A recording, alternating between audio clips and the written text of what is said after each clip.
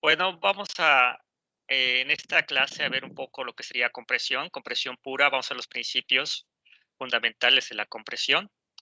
Partir de eso, pues ya se verá lo que será flexocompresión, pero la primera parte es ver compresión pura. Algunos elementos trabajan a compresión pura, por ejemplo, lo que vimos la clase pasada de atizadores de apoyo están a compresión pura. Y algunos elementos, por ejemplo, de una armadura, pues estarán a compresión pura y podemos hacer su diseño. Pero hay ciertos factores que hay que tomar en cuenta. La compresión se me hace que es uno de los elementos que más necesita de estudios, ¿no? Al respecto y de más de diseño. Vimos flexión que necesitaba muchos conceptos básicos, pero compresión va a necesitar todavía más. Entonces vamos a compartir, les voy a ver lo que dice NTC. Ya vimos incluso NTC un poco cuando estuvimos viendo atizadores de apoyo, pero vamos a recordar los principios, hacer las fórmulas no es complicado. Pero el procedimiento para lo que es el factor de longitud efectiva, la relación de esbeltez, sí lo es, ¿no? Sí. Entonces voy a compartirles las normas a continuación y a partir de ahí vamos a recordar algunos principios que estuvimos trabajando.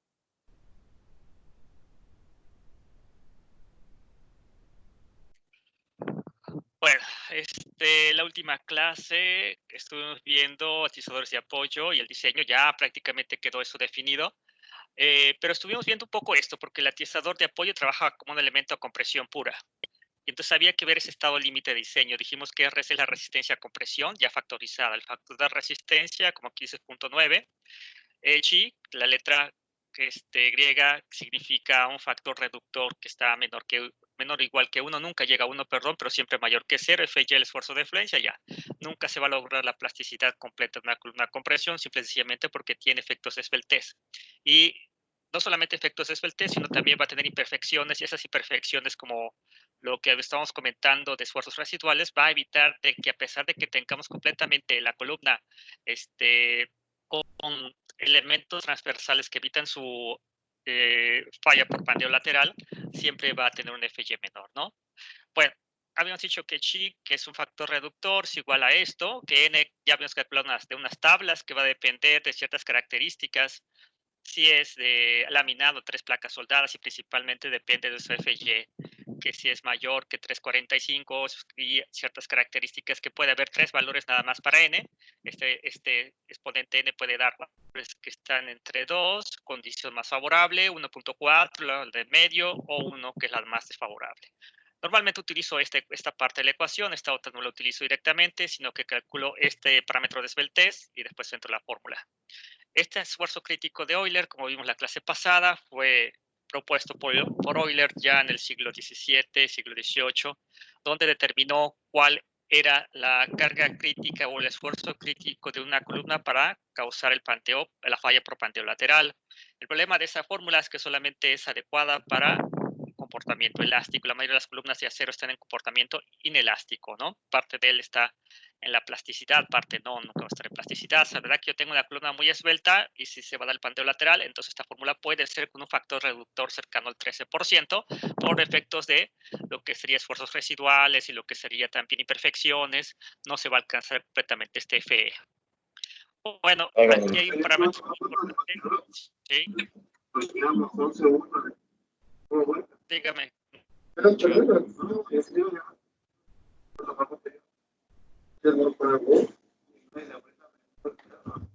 Bueno, voy a dejar de compartir porque se escucha mucho ruido. Sí, voy a otra vez, alguien abre su micrófono, silenciar a todos, ¿no? Si hay una pregunta me dicen porque no se escucha nada. ¿Sí? Bueno, vuelvo otra vez a compartir. Les recuerdo que cuando entren, no hay problema, pero no abre su micrófono porque se escucha mucho ruido de lo que ustedes están platicando, viendo por allá en sus casas. Pues estábamos en esta parte, esta relación de esbeltez es muy importante en cualquier columna a compresión o a flexocompresión, ¿sí? Esa relación de esbeltez me dice qué tan esbelta es la columna. Entre más esbelta, más va a ser susceptible a fallas por pivoteo lateral y menos va a resistir la columna. El KL entre R va a depender, bueno, es un valor adimensional y tiene valores que pueden llegar a tener hasta más de 100, el límite para compresión es 200, el límite para tensión es hasta 300, ¿no? Pero ya 300 es muchísimo y para 200 también es bastante. Ya incluso mayores que 100 ya llega a ser de un valor considerable. Se recomienda tener valores, pues sí puede haber de 100, no digo que no, incluso a veces tendremos aquí en clase algunos que sean de 100 o mayores, pero ya mayores de 120 ya son muy susceptibles a pandeo lateral. Tenemos tal vez una falla por elástica. Normalmente, como vimos en atiesadores, de apoyo, pues vimos valores que eran menores a 35, sí, pueden ser incluso hasta menores, pero normalmente estarán entre 50, 70, 80, incluso más, dependiendo del caso, ¿no? Los valores de N adimensional, aquí vemos N igual a 2, 1.4, 1.0, ya no voy a platicar mucho de ellos porque lo vimos en la clase pasada, y los valores lo vimos en esta tabla, incluso vimos estas tablas ahí para vigas laminadas, IAH, vean ustedes que los valores de 2.0 se alcanzan para aceros de alta resistencia o 345 superiores en realidad, ¿no? Y solamente para perfiles tipo estándar laminados, flexionados al lado de su mayor eje de momento de inercia, o sea, que estén el eje, lo que sería el alma, que sería vertical, y los patines, pues sean horizontales. Y en caso que estén con respecto al menor momento de inercia, son los casos donde tengamos una gran cantidad, un FY muy grande, tendremos estos valores ya sea de un grado 90, que prácticamente no los utilizamos tanto, o mayores a 345, ¿no? Ya sea, estos son pesados para, tenemos espesores de patín mayores de 2 pulgadas, ¿sí? Pues tenemos que reducirlo a 1.0 y aquí tenemos valores para ya aceros de alta resistencia de 1.4 y así vimos diferentes casos. Vigas armadas, o sea, 3 placas soldadas. Cuando decimos armadas son de 3 placas soldadas. Estos son laminadas directamente en caliente. Si tenemos a cajón, veamos ustedes que lo que domina prácticamente es 1.4. Si vemos todo lo que es la tabla, veremos muchos casos 1.4, los dos solamente para aceros de alta resistencia, que son estas prácticamente en estos dos lados.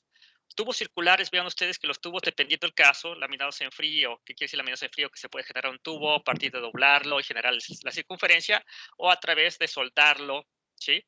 Pero, sin embargo, si son laminados en frío, pues son de menores espesores, sin 1.4, son laminados en caliente, ¿sí? Tal cual llegan con su forma final, pueden ser hasta 2.0.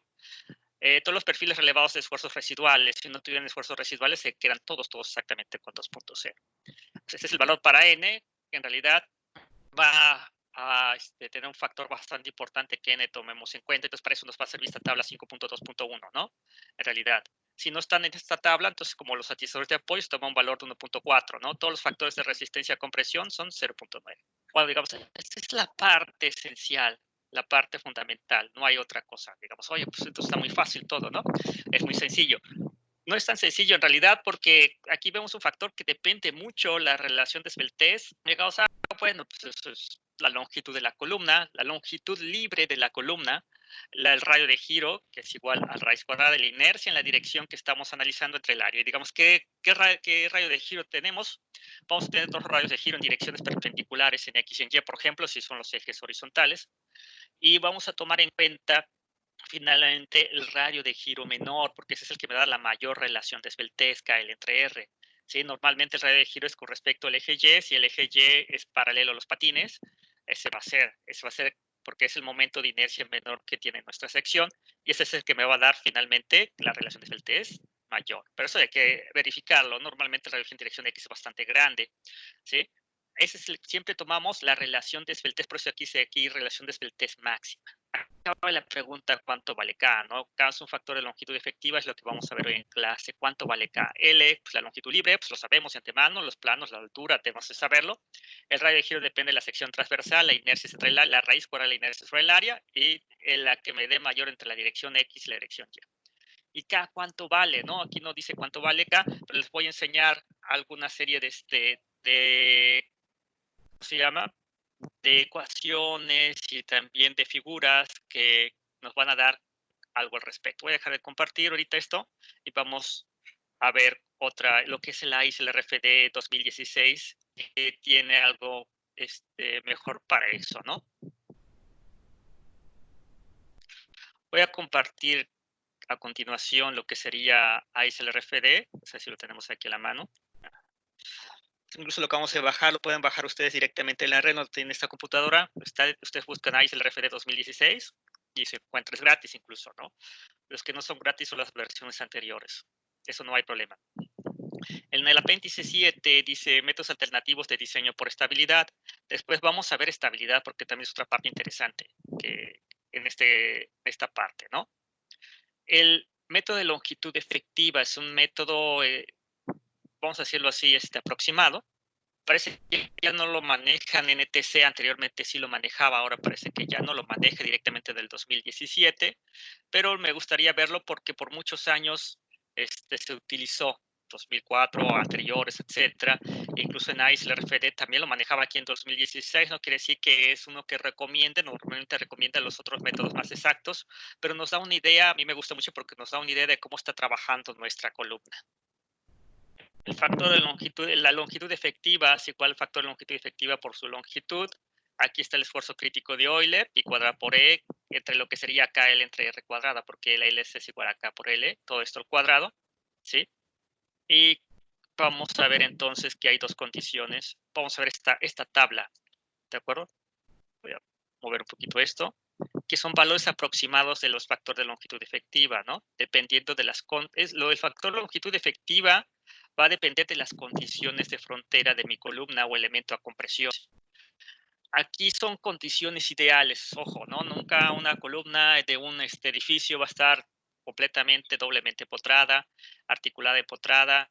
Este es emboladizo, en realidad no es emboladizo, perdón, este es doblemente empotrada con desplazamiento lateral significativo, bien articulada, que con esto se hizo la consideración de Euler, que en realidad este es emboladizo en cantilever, este es empotrada articulada, la que es empotrada se puede mover, desplazar lateralmente. Estos tres, y el C, el E y el F, pueden tener desplazamiento lateral significativo. En realidad, se debe de hacer ese tipo de consideración. O sea que nuestra columna se puede o no desplazar lateralmente relativamente entre sus nudos. Empotrada, y no se puede desplazar. Hay tres sí y tres no.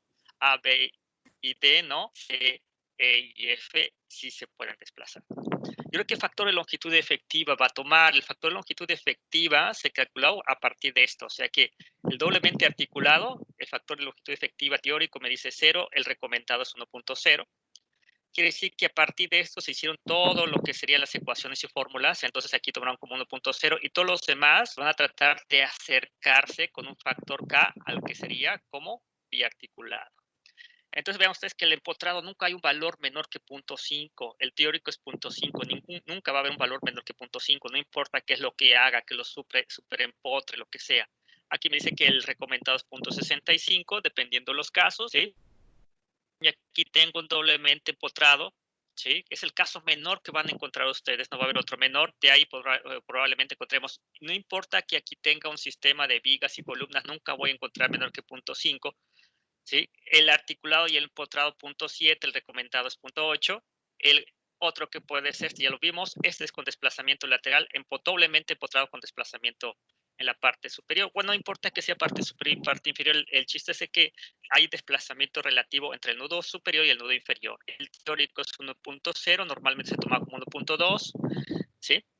Lo que es una columna en voladizo, ¿sí? Tiene 2.0, en realidad casi siempre se toma como 2.1, y empotrado y articulado vamos a tomar 2.0 y 2.0. Ustedes ven qué valores se toman. Si tenemos sin desplazamiento lateral relativo entre sus nudos, A, B y C, los valores están entre 0.5 y 1. Y siempre va a estar así, o sea, no va a ser diferente. Con desplazamiento lateral relativo, C, E y F, tenemos valores siempre mayores que 1. Sean ustedes, pero menores que 2.1, si lo tomamos en cuenta el recomendado, ¿no? Vamos a estar siempre 1.0 y 2.1. ¿Se pueden tomar valores de K mayores que 2.1? Probablemente sí, no, nunca los he tomado, ¿no?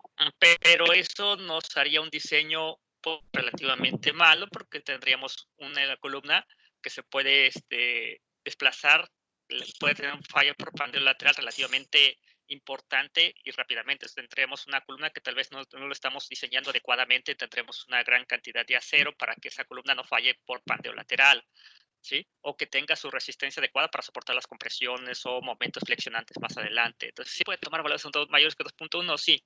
¿Se recomienda? No. ¿Sí? Ya sería como una cuota superior a 2.1, a lo mejor 3 máximo, ¿no? Dependiendo de los casos. Es una buena ecuación, ¿sí? Pero en realidad las columnas no están doblemente empotradas, no están empotradas articuladas, no están doblemente articuladas, no están en voladizo, ¿sí? En ninguna de estas condiciones, las que están en edificaciones más que todo, ¿no? Entonces, ¿cómo están? ¿Sí?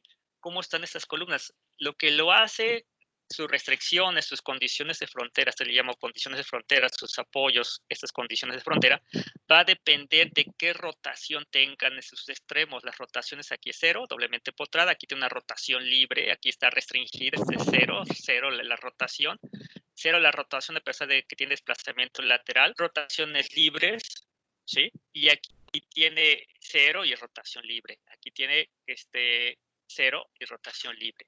Pero eso es perfecto, ¿no? Esas son las condiciones perfectas. En realidad van a ser diferentes, va a depender de esa flexión de las columnas y vigas que lleguen a este nudo. Eso va a depender qué tanto pueda girar. Eso ya hace desde el siglo pasado y se terminó eso de manera por lo menos elástica, por eso son ecuaciones simplificadas.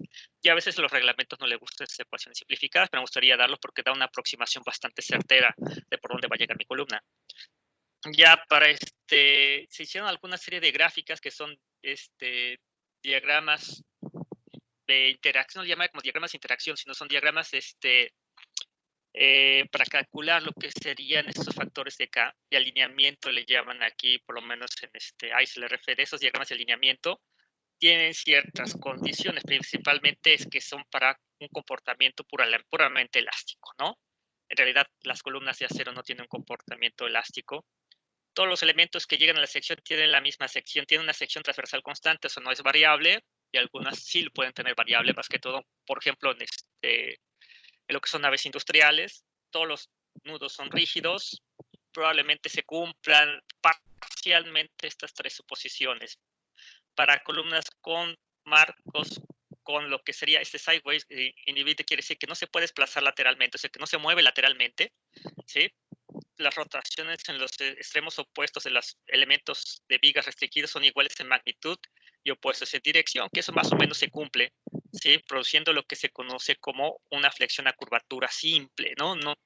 Y para columnas de marcos con desplazamiento lateral significativo, que se pueden desplazar, las rotaciones en lo que son los extremos opuestos de las vigas restringidas son iguales en magnitud y dirección, produciendo una curvatura reversible, curvatura doble, ¿sí?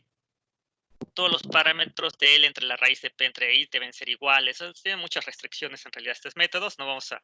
Todas las columnas se pantean simultáneamente. Los nudos restringidos están distribuidos la columna arriba y abajo en proporciones a E y entre L en todas las columnas. No hay una fuerza axial en las vigas que de manera significativa y la deformación acortante se desprecia, ¿no? Digamos, bueno, son muchas restricciones, normalmente se cumplen gran mayoría de estas, y entonces tenemos sí bastantes, hacer un acercamiento bastante importante a lo que sería el factor de longitud efectiva acá.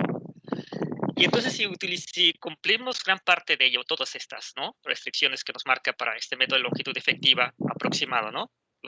¿Sí? Vamos entonces a entrar a una gráfica de alineamiento, que la cual es la solución o las raíces determinadas de esta ecuación. Y esta es para marcos, ¿sí? Con lo que sería desplazamiento lateral restringido. Quiere decir que no se desplazan lateralmente un nudo con respecto al otro, ¿sí? GA por GB entre 4, pi entre K, todo esto al cuadrado, más GB entre 2. Ahorita vamos a ver qué es G, ¿sí? Y todo esto, lo que nos interesa de esta ecuación, una ecuación bastante larga, es encontrar cuánto vale K. Si a mano sería casi imposible, por eso se utilizan pues, equipo de cómputo, cualquiera, MATLAB lo puede obtener fácilmente. Nunca hemos tenido problema con MATLAB, siempre y cuando utilizamos estas ecuaciones, MATLAB nos da una raíz. Y acuérdense que cuando tenemos que los nudos extremos no se desplacen lateralmente, el valor de K está entre 0.5 y 1, nunca menor que 0.5, nunca mayor que 1.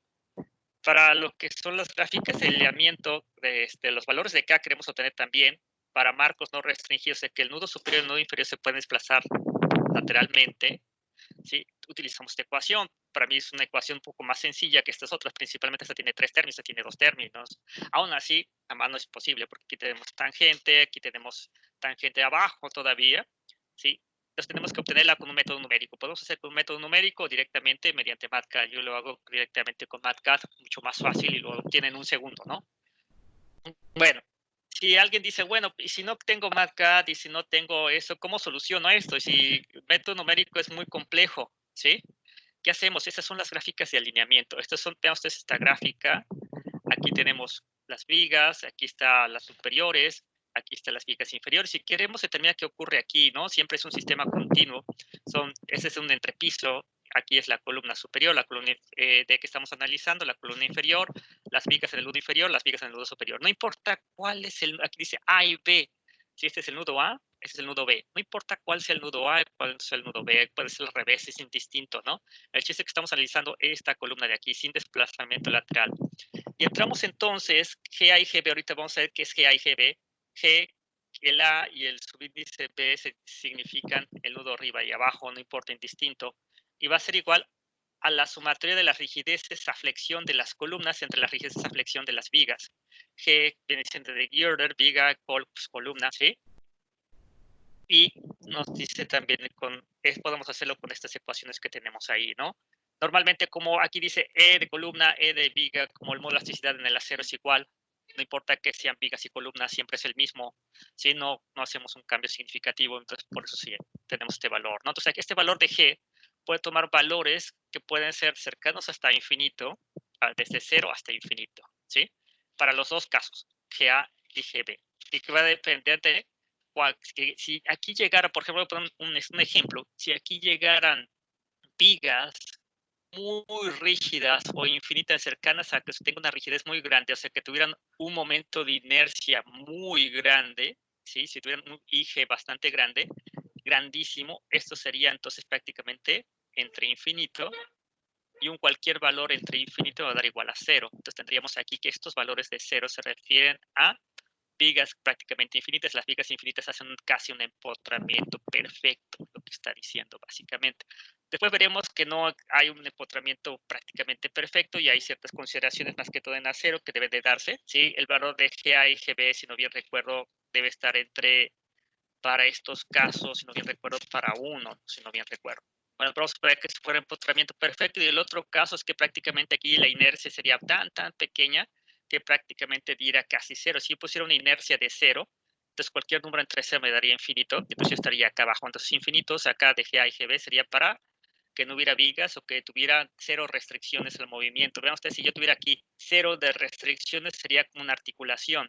Si no hubiera vigas sería prácticamente biarticulado, y si yo lanzo una línea de aquí a aquí me da un valor de K igual a 1.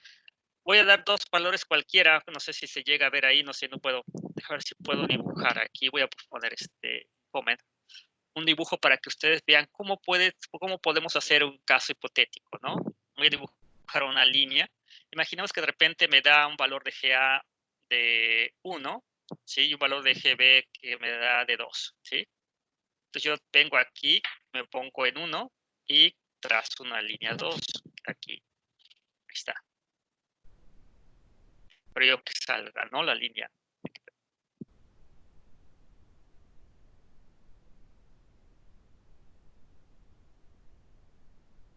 No nos deja, parece que ponerla. Bueno, si no se vio ahí, otra vez, voy a ver ya la última. Si no sale esta, pues ya no salió nunca, ¿no? Si trazo una línea, por ahí se llegó a ver una línea. Bueno, el chiste es que trazamos una línea, no nos dejó meter una línea aquí.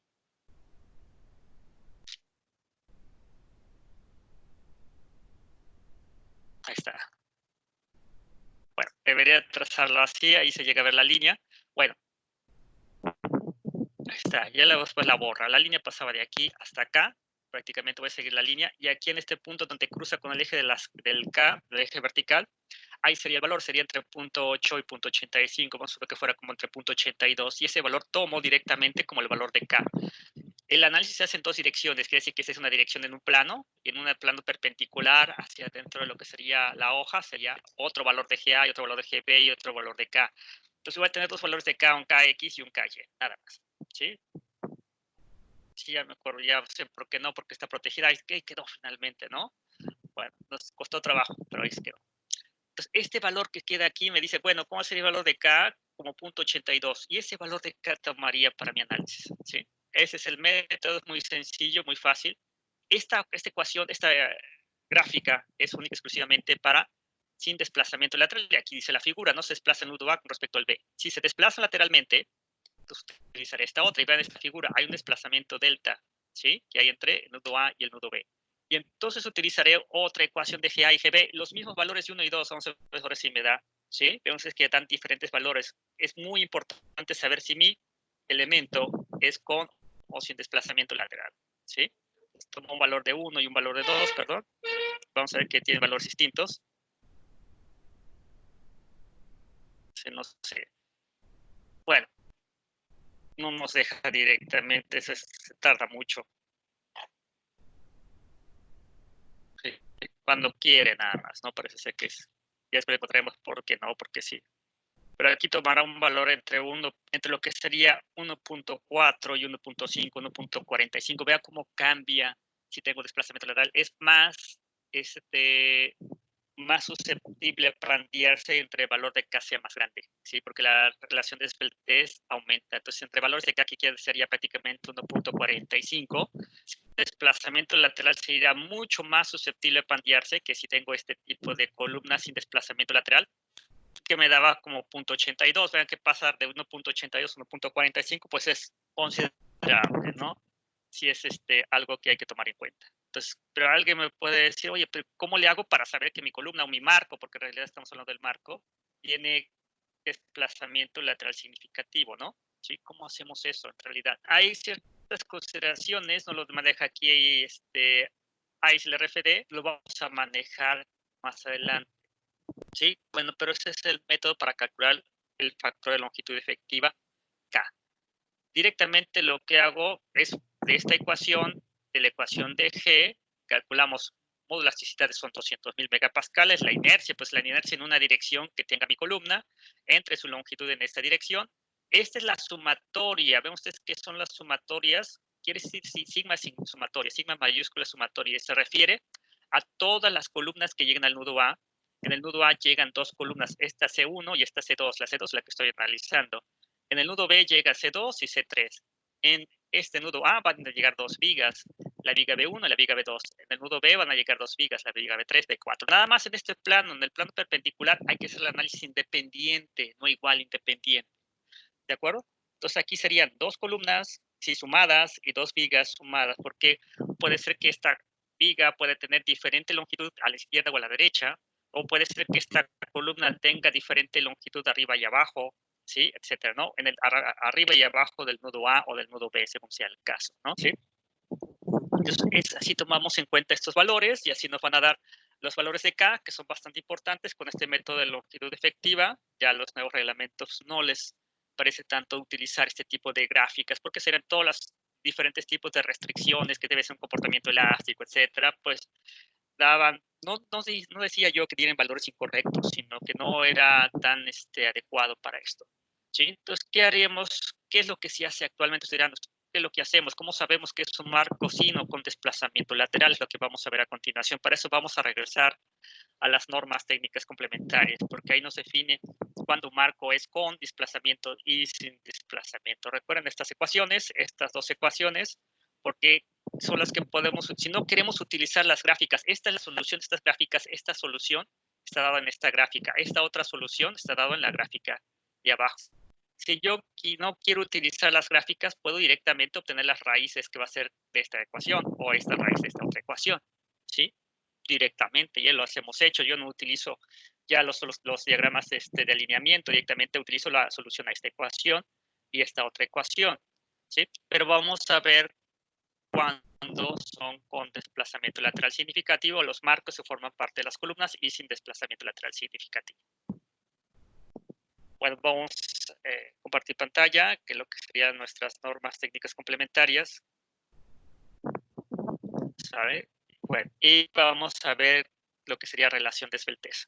La relación de esbeltez es el punto 2.3, ¿sí? Factor de longitud efectiva y esbeltos efectos de conjunto. ¿Sí?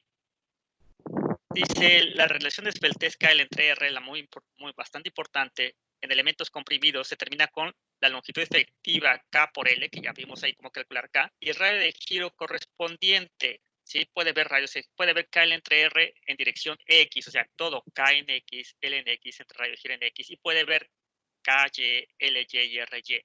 Y de esos dos parámetros, de esas dos relaciones de Peltest, tomamos la que sea máxima compresión. L es la longitud libre de la columna, ¿sí? Entre secciones soportadas lateralmente y que el factor longitud efectiva, aquí vemos cómo calcularlo. Debe tener cuidado de utilizar la relación de Peltest máxima del miembro, ¿sí? Ya que KL entre, como dije, puede tener varios valores de un mismo elemento, dos en realidad, dependiendo de las secciones transversales sobre el cual se presenta el pandeo. A veces puede tener en secciones, por ejemplo, de ángulos hasta 3, porque va a tener pues diferentes formas de pandearse y a veces no se pandea en las direcciones X o Y exactamente, ¿sí? La relación de Peltest de miembros de se termina con la longitud libre L. Ahorita no vamos a ver esa relación de Peltest. La relación de Peltest no de compresión no debe ser mayor que 200. ¿Por qué no? Porque mayores a 200 ya llega a ser muy susceptible al pandeo lateral, ¿sí? Puede tener cualquier valor de la relación de Peltest que conviene que no pase de 240 miembros principales ni de 300 en contraventeos. Atención, ¿no? ¿Sí? 300 en elementos muy delgados, pero que sean contraventeos, por ejemplo, ¿sí? Pero de elementos principales que sean menores de 240. ¿Sí? Bueno, aquí vamos a ver la determinación del factor de longitud efectiva según NTC.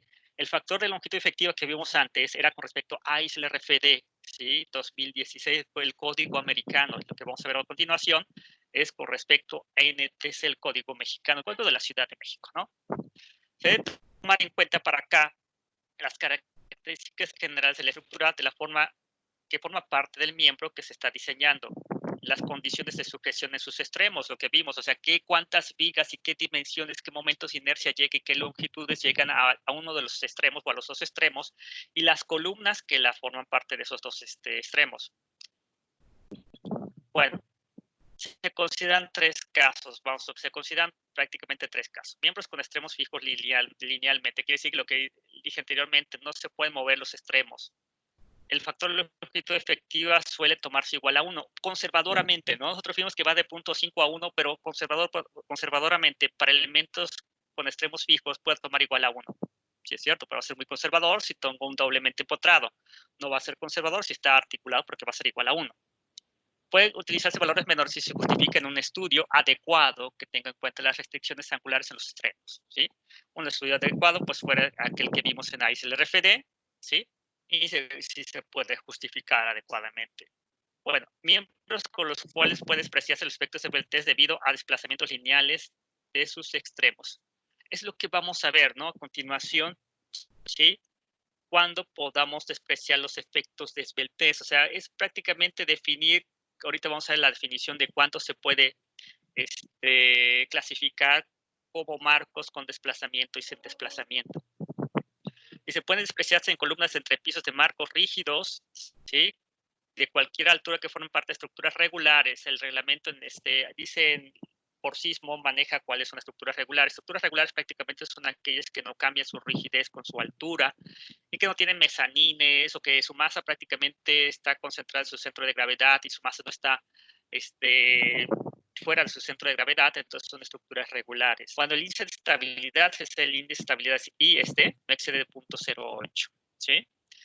En estructuras regulares sin estabilidad de un entrepiso se calcula con la siguiente expresión. De un entrepiso, ven ustedes, no de todo el edificio, de un entrepiso. En realidad, vamos a analizar columna por columna dependiendo del entrepiso, ¿sí?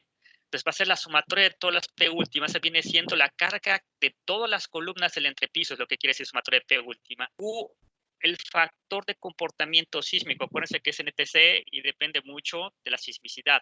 Diga, si alguien dice, si no tiene sismicidad, yo estoy diciendo por viento. Si estoy diciendo por viento, el factor Q que se va a utilizar es igual a 1.0, ¿sí? Normalmente todas las estructuras por sismo tienen un factor de Q. Aquí en lo que sería Veracruz estará entre 2, no más de 3, porque 3 sería muy conservador. En realidad 3 tomaríamos, no, en zonas de alta sismicidad, la Ciudad de México, Acapulco, la costa del Pacífico, entre 3 igual a 4. TOH aquí dice desplazamiento horizontal relativo entre dos entrepisos de primer orden, quiere decir sin efectos de Peltest, ¿sí? De los niveles que limitan el entrepiso en consideración en la dirección que se está analizando, producido por las fuerzas de diseño calculadas con las rigidez utilizadas en el análisis.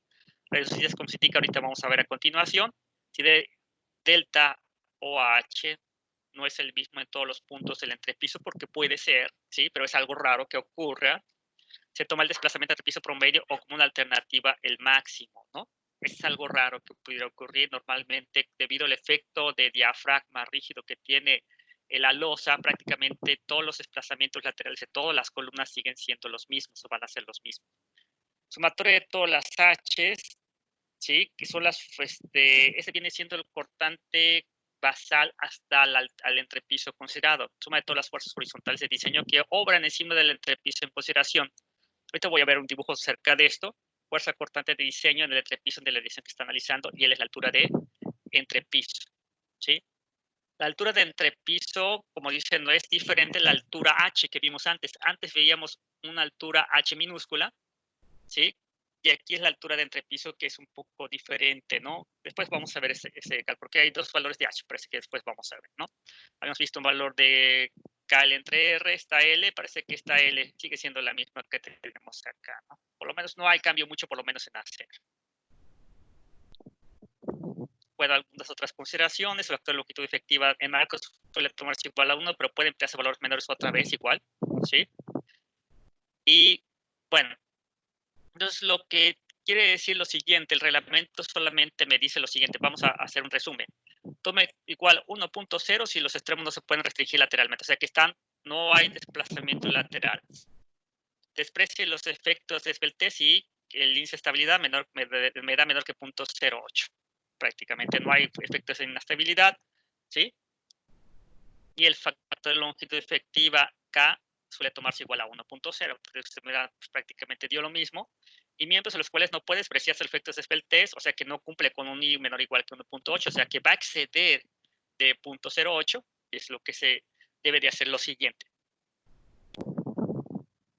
Cuando el índice de estabilidad excede lo que se marca anteriormente, o sea que es mayor que 0.08, ¿sí? Los efectos de segundo orden, hay que calcular efectos de segundo orden. Después ahorita vamos a ver si podemos una gráfica. Si el índice de estabilidad es mayor que 0.30 en alguno o alguno de los entrepisos, debe aumentarse la rigidez de la estructura completa, ¿sí? O parte de ella, para disminuir los desplazamientos relativos y reducir el valor de I a no más de 0.30. Quiere decir que I está aquí mayor que 0.08, pero siempre menor que 0.30. ¿De acuerdo? Voy a hacer a lo mejor, a ver si podemos tener chance de poder ver una figura, ¿sí? Y podamos ver, a ver si tenemos, podemos verla aquí a continuación, perdón, me salí un poquito, ¿sí? Voy a compartir ahorita lo que sería para hacer un dibujo de lo que está sucediendo directamente, lo que queremos ver, ¿no? Entonces vamos a tener una columna, vamos a dibujar una columna y vamos a ver lo que se conoce como efectos de esbeltez, o sea, un resumen ya directamente de lo que hemos trabajado. A dibujarlo. Bueno, tengo una columna, voy a... Aquí.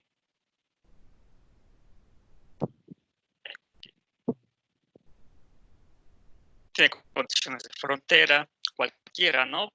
Aquí llegan unas vigas, voy a poner aquí las vigas, aunque no aparezcan, aquí llegan unas vigas.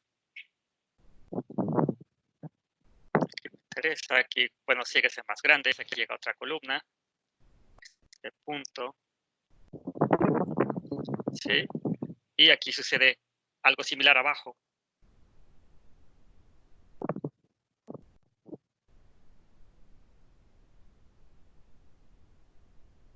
Yo estoy analizando esta columna, la columna 0 sería mi columna 1, ¿sí? Y aquí abajo también tendría otra columna, la columna 2, ¿sí? Aquí sería otra vez la viga, es el nodo A y B, no importa cuál sea, viga 1, la viga 2, la viga 3 y la viga 4. Ese es un plano, ¿no? Entonces hay lo que era el valor de G, que puede ser A o B. Habíamos dicho la sumatoria de todas las E del acero, inercia de las columnas, entre la longitud que va a tener 10 columnas, cada una de ellas, ¿sí? Entre la sumatoria, como elasticidad es el mismo para los dos, de todas las vigas, entre la longitud de la viga, de cada una de ellas, que llega del nudo considerado ya sea GA o GB, ¿sí? esa es la ecuación que vamos a utilizar para calcular lo que es factor de longitud efectiva bajo ese método, ¿no? Vimos 3 consideraciones que nos marcaba acá, sin desplazamiento lateral.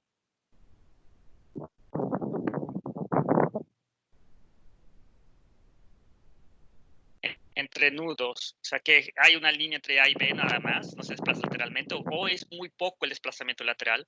El error de K está entre 0.5 y 1.0. Incluso el reglamento dice, no, toma igual a 1.0, pero pues es muy conservador porque solamente sería para el caso biarticulado, aquí sería para empotrada. Doblemente empotrada da esto y biarticulada da esto, ¿no? Con desplazamiento lateral entre los nudos significativo, tenemos una cosa distinta, entonces siempre va a estar entre mayor que 1, pero normalmente dijimos 2.1, pues puede que hasta 2.5 pudiera llegar, no creo que sobrepase 2.5, algunos casos muy particulares, ¿no? ¿Sí? Con K igual a 2.1 con en Polaris. ¿Sí? Va a depender de, no quiere decir que siempre va a ser mucho dependiente, ¿sí? Va a haber diferentes casos, no va a haber un solo caso en realidad, ¿no? Bueno, estos son alguna serie de ejemplos, resumen de lo que hemos visto hasta ahorita. El reglamento me dice un caso particular. Vamos a despreciar efectos Esveltes en lo siguiente. Despreciar efectos Esveltes. Y ahorita vamos a ver qué son efectos Esveltes. ¿Cuándo? Sí. Aquí vamos a ver. ¿Cuándo vamos a despreciar efectos Esveltes? El índice de estabilidad y sea menor o igual a 0.08. ¿Sí? No me acuerdo mucho de la ecuación de I, pero vamos a ver. Y depende de lo que sería la sumatoria de todas las PU, ¿sí? De todas las columnas que llegan a que están en ese entrepiso, hay que sumarlas todas bajo su combinación, ¿sí? De diseño, y delta OH, que es el desplazamiento lateral relativo entre el nudo superior y el nudo inferior de la columna analizada, que estoy ahí. Digamos, ese va a ser igual lo mismo para todo el entrepiso. La longitud de la columna analizada entre la sumatoria de todas las fuerzas horizontales, ¿sí? Causadas por viento, por sismo, ¿no? En su caso. Voy a poner aquí un edificio o una estructura, más o menos a ver si me queda aproximada, ¿no? Lo paro por aquí. Un poquito complicado empezar a dibujar con esto. Porque me resbalo en la pantalla, ¿no? Pues las líneas auxiliares que siempre dibujo. Ahí está. Bueno. Ahí está. Este es mi edificio, aunque no lo crean, yo estoy analizando de repente una columna aquí. Imagínense, yo estoy analizando esta columna de análisis de planta baja. Y de repente me dice, oye, pues ¿cuál va a ser el valor de H? Va a ser la sumatoria de todas las fuerzas aquí. Aquí es H, 1, 2, 3, 4. Aquí va a haber otra fuerza horizontal, H3, H2 y H1. Y cada una de estas columnas va a tener un H, ¿sí? Un H, pues lógicamente cada columna toma un valor de H, ¿no? H y H. Ese es simple y sencillamente por equilibrio. Entonces el H que voy a considerar, sumatoria de todas las H va a ser igual a H4 de la sumatoria que están arriba, H3 más H2 más H1, ¿sí? Estas fuerzas horizontales son causadas por viento o sismo, según sea el caso, ¿sí? Si de repente, digamos, este es para el primer caso, caso 1. Para el segundo caso, imaginemos que mi columna de análisis fuera esta, ¿sí? De análisis. Análisis 2, voy a poner así. ¿Sale? Entonces aquí sería diferente porque aquí nada más sería hasta H2, sería igual a H4, ¿sí? Más H3, más H2. No hay H1 porque H1 ya está abajo de aquí, ¿no? ¿Sale? Esta es la diferencia básica y fundamental que hemos estado haciendo. Y lo que sería la sumatoria de todas las columnas, pues cada columna baja una carga, ¿no? ¿Sí? La sumatoria de todas las PU es de todo el entrepiso, no importa que sean columnas en un plano, tiene que ser de todos. O sea que cada columna aquí también baja una carga PU de todas y cada una de las columnas, no en un eje, sino en todos los ejes, en todo el entrepiso, así que aquí también hacia acá va a haber otra PU y etcétera. Entonces, esta suma de PU es de todas las columnas el entrepiso considerado. No solamente de un plano, sino de todo el entrepiso. Bueno, son algunas consideraciones que quisiera tomar en cuenta y otras solamente que vamos a hacer